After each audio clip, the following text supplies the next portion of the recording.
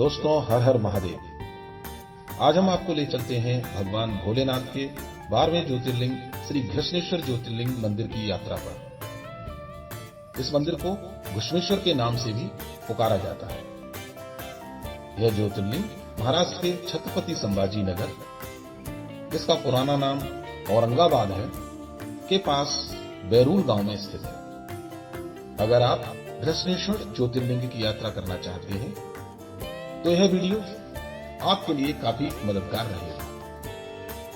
दोस्तों, इस वीडियो में हम आपको बताएंगे कि घृष्णेश्वर ज्योतिर्लिंग मंदिर कैसे पहुंचें,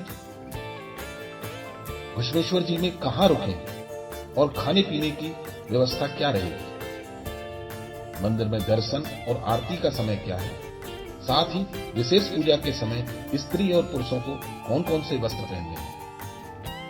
दोस्तों, इस वीडियो को अंत तक जरूर देखें और मेरे चैनल डिवाइन यात्रा को सब्सक्राइब करना न भूलें, क्योंकि इस वीडियो के अंत में मैं आपको बताऊंगा कि घृष्णेश्वर ज्योतिर्लिंग मंदिर की यात्रा में कुल कितना खर्चा आएगा और कम से कम कितने दिन रुकना है, तथा मंदिर के नजदीक कौन कौन से मुख्य दर्शनीय स्थल हैं जिन्हें आप अवश्य देखना चाहिए। दोस्तों, यदि आप घृष्णेश्वर मंदिर बस, ट्रेन और हवाई जहाज के माध्यम से आना चाहते हैं तो आपको अपने नजदीकी बस स्टैंड, रेलवे स्टेशन या एयरपोर्ट से महाराष्ट्र के छत्रपति संभाजी नगर अर्थात Aurangabad bus stand, railway station या एयरपोर्ट आना होगा। यहां से मंदिर की दूरी लगभग 30 किलोमीटर दूर है। छत्रपति संभाजी नगर रेलवे स्टेशन के बाहर आपको ऑटो में बैठकर छत्रपति संभाजी नगर बस स्टैंड पहुंचना होगा। इसके लिए ऑटो वाला आपसे 20 रुपए किराया लेगा और बस स्टैंड से आपको सीधे बैरूल गांव के लिए बहुत सारी बसें मिल जाएंगी। यदि आप छत्रपति संभाजी नगर से सीधे ऑटो से बैरूल आना चाहते हैं तो रेलवे स्टेशन और बस स्टैंड दोनों जगह से 500 या 600 रुपए में सीधा ऑटो मिल जाएगा, जो आपको सीधे बैरूल गांव में स्थित घृष्णेश्वर मंदिर पहुंचा देगा। दोस्तों, यदि आपके शहर से छत्रपति संभाजी नगर रेलवे स्टेशन के लिए ट्रेन नहीं है तो आप मनवाड़ जंक्शन पर आ सकते हैं। यह एक प्रमुख जंक्शन है। यहां से महाराष्ट्र के पुणे, मुंबई, छत्रपति संभाजी नगर को नियमित ट्रेनें चलती हैं, जिसमें बैठकर आप छत्रपति संभाजी नगर अर्थात औरंगाबाद रेलवे स्टेशन आसानी से पहुंच जाएंगे। और यदि आप हवाई यात्रा करना चाहते हैं तो आपको सीधे औरंगाबाद एयरपोर्ट आना होगा। एयरपोर्ट से श्री घृष्णेश्वर ज्योतिर्लिंग मंदिर की दूरी 36 किलोमीटर है। एयरपोर्ट से आपको मंदिर के लिए सीधे टैक्सी मिल जाएगी, जो लगभग 800 रुपए भाड़ा लेगी। एक बार आप बैरूल गांव अथवा घृष्णेश्वर मंदिर पहुंच गए तो फिर यहां कहां रुकना है, इस ऑप्शन पर बात करते हैं।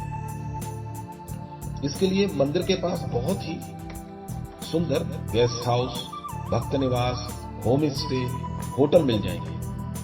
आप चाहें तो Shivam residency, Lakshmi Vinayak lodge, Omkar lodge या श्री सिद्धेश्वर भक्त निवास में डबल बेड का कमरा लेकर रुक सकते हैं।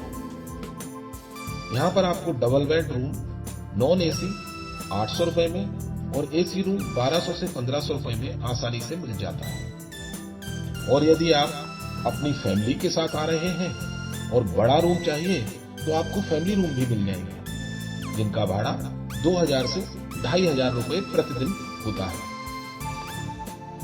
दोस्तों, शिव पुराण के अनुसार घृष्णेश्वर 12वां यानी अंतिम ज्योतिर्लिंग है। इस कथा का विवरण हमें कोटिरुद्र संहिता में मिलता है।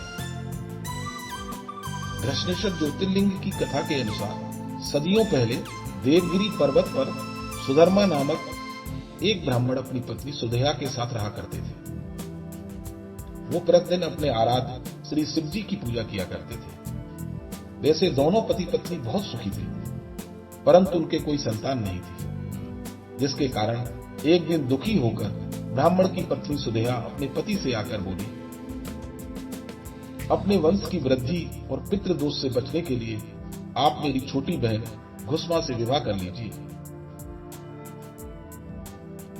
उसके पति ने इनकार करते हुए कहा कि इस विवाह से सबसे ज्यादा दुख तुम्हें ही होगा, परंतु सुदेहा ने अपने हठ से अपनी छोटी बहन घुसमा का विवाह अपने पति सुधर्मा से करा दिया। घुसमा अपनी बड़ी बहन के कहने पर प्रतिदिन 101 पार्थिव शिवलिंग बनाकर विधि पूर्वक उनकी पूजा करती थी और पूजा के पश्चात उनका विसर्जन निकट के तालाब में कर दिया करती थी। शिव जी की कृपा से घुसमा को एक गुणवान पुत्र पैदा हुआ। उस पुत्र को देखकर उसकी बड़ी बहन सुदेहा के मन में अपनी छोटी बहन के प्रति ईर्ष्या उत्पन्न होने लगी, तो बड़ी बहन ने अपनी छोटी बहन घुसमा के पुत्र को सोते समय मार डाला और उसी तालाब में डाल दिया जहां घुसमा पार्थिव शिवलिंगों का विसर्जन किया करती थी। सुबह उठकर छोटी बहन घुसमा ने देखा तो उसका पुत्र चारपाई पर नहीं था,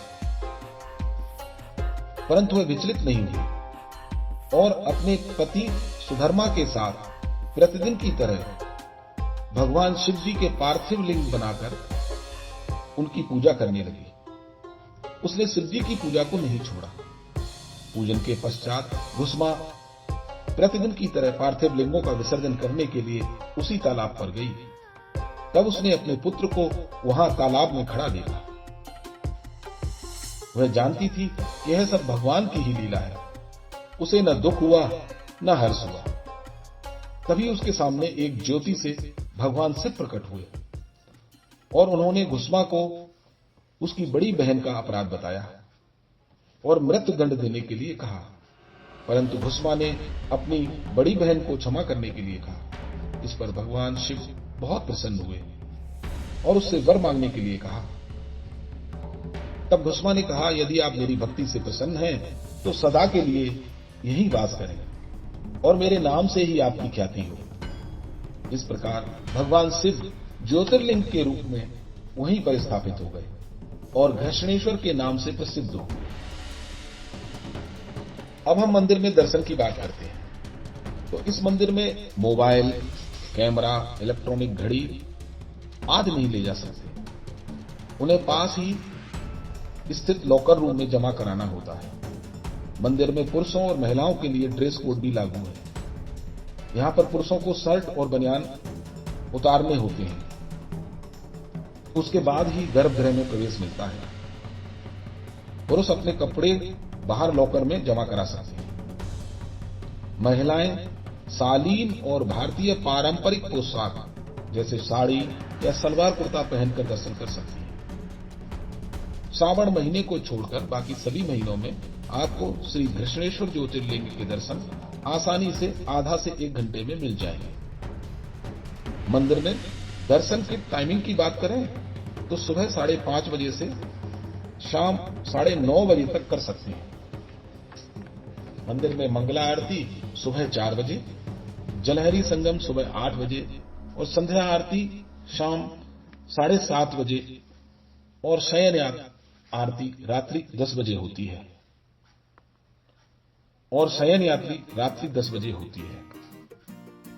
मंदिर में विशेष पूजा, रुद्राभिषेक या पंचामृत स्नान कराने के लिए मंदिर के पुजारी से 1 दिन पहले संपर्क करके पूजा बुकिंग की रसीद या टोकन लेना होता है, या आप मंदिर की अधिकृत वेबसाइट से विशेष पूजा की बुकिंग रसीद प्राप्त कर सकते हैं। इन पूजाओं के लिए सुबह 6 बजे से 7 बजे तक का समय दिया जाता है।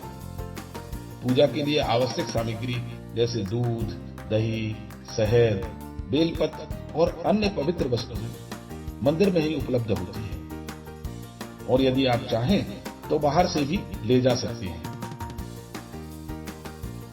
मंदिर के पास ही जनार्दन स्वामी जी मंदिर ट्रस्ट की ओर से भक्तों के लिए निःशुल्क भोजन की व्यवस्था की गई है। यहां पर आप नाश्ता और भोजन कर सकते हैं। नाश्ता सुबह 8 बजे से 9 बजे तक मिलता है और खाना दोपहर 1 बजे से 2 बजे तक मिलता है। यहां आकर आप स्वादिष्ट भोजन प्राप्त कर सकते हैं। यदि आप अच्छे रेस्टोरेंट्स में भोजन करना चाहते हैं तो मंदिर के पास ही आपको शुद्ध शाकाहारी भोजनालय मिल जाएंगे। ज्यादातर रेस्टोरेंट और ढाबों में आपको 100 रुपए से 150 रुपए में एक थाली भोजन आसानी से मिल जाता है। यदि आप बहुत ही अच्छे रेस्टोरेंट्स में खाना खाना चाहते हैं तो 300 से 500 रुपए प्रति थाली के हिसाब से भी खाना मिल जाता है। यदि हम मंदिर के आसपास घूमने के स्थान की बात करें तो मंदिर के पास ही शिवालय तीर्थ कुंड, यह वह स्थान है जहां घुश्मा प्रतिदिन शिवजी के पार्थिव शिवलिंगों का विसर्जन किया करती थी। इस तालाब या कुंड को अब अहिल्याबाई होलकर शिवालय तीर्थ कुंड के नाम से जाना जाता है। मंदिर के पास ही श्री सिद्धेश्वर मंदिर बना हुआ है जो अत्यंत सुंदर रमणीय है। आप यहां भी दर्शन कर सकते हैं। मंदिर से 5 मिनट की दूरी पर श्री लक्ष्मी विनायक गणेश जी मंदिर स्थापित है। कहा जाता है इस मंदिर के दर्शन करने से ही आपकी यात्रा पूरी मानी जाती है।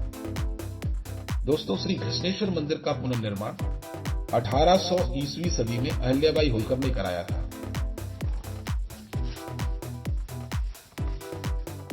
क्योंकि ज्योतिर्लिंग का प्राचीन रूप मुगल काल में ध्वस्त कर दिया गया था। फिर 16वीं सदी में छत्रपति शिवाजी महाराज के दादा मालोजी भोसले ने इसका निर्माण कराया। उसके बाद पुनर्निर्माण 18वीं शताब्दी में महारानी अहिल्याबाई होलकर जी ने कराया। जैसा मंदिर आज आपको देखने को मिलता है, इस भव्य मंदिर की भारतीय वास्तुकला विश्व प्रसिद्ध है। मंदिर के पास ही आपको अजंता और एलोरा की गुफाएं देखने को मिलती हैं। यह गुफाएं अपनी अद्भुत शिल्पकला, वास्तुकला और इतिहास के कारण यूनेस्को विश्व धरोहर का स्थल है। यदि आप एलोरा गुफाएं घूमना चाहते हैं तो मंदिर के पास से आपको ऑटो मिल जाएगा जिसमें बैठकर आप सीधे एलोरा गुफाएं पहुंच सकते हैं। एलोरा की गुफाएं प्राचीन भारतीय रॉक कट स्थापन का अद्वितीय उदाहरण है। यहां पर कुल 34 गुफाओं का समूह है, जिसमें से 12 बौद्ध गुफाएं, 17 हिंदू गुफाएं और 5 जैन धर्म से संबंधित हैं। इनका निर्माण 6वीं से 10वीं शताब्दी के बीच में हुआ है। यहां प्रमुख आकर्षण का केंद्र श्री कैलाश मंदिर है, जो गुफा नंबर 16 में स्थित है। यह एक विशाल पत्थर को काटकर बनाया गया मंदिर है। एलोरा की गुफाएं धर्म की एकता, शांति और कला का उत्कृष्ट उदाहरण है। इन सभी गुफाओं को 1983 में यूनेस्को द्वारा विश्व धरोहर स्थल घोषित किया गया है। दुनिया भर के लाखों पर्यटक यहां हर साल इन गुफाओं के अद्भुत शिल्प को देखने के लिए आते हैं। आप श्री घृष्णेश्वर मंदिर में 2 दिन का स्टे का प्लान जरूर बनाएं, जिससे कि पहले दिन आप श्री घृष्णेश्वर मंदिर व अन्य मंदिरों के दर्शन कर सकें तथा दूसरे दिन पास ही स्थित अजंता और एलोरा की गुफाएं देखने जा सकें। औरंगाबाद से घृष्णेश्वर मंदिर तक आना तथा 2 दिन का स्टे करने का एक आदमी का खर्चा लगभग 5-6 हजार रुपए आता है। यदि आप फैमिली के साथ आते हैं तो यह खर्चा और भी कम पड़ेगा। दोस्तों, आपको इस चैनल में बताई गई जानकारी आपकी यात्रा को सुलभ बनाने में मदद करेगी। आपको मेरा वीडियो कैसा लगा, अपना कमेंट अवश्य करें। और हाँ दोस्तों, इस चैनल को लाइक और सब्सक्राइब करना ना भूलें, जिससे आगे आने वाली यात्राओं का नोटिफिकेशन आप तक पहुंच सके। हर हर महादेव।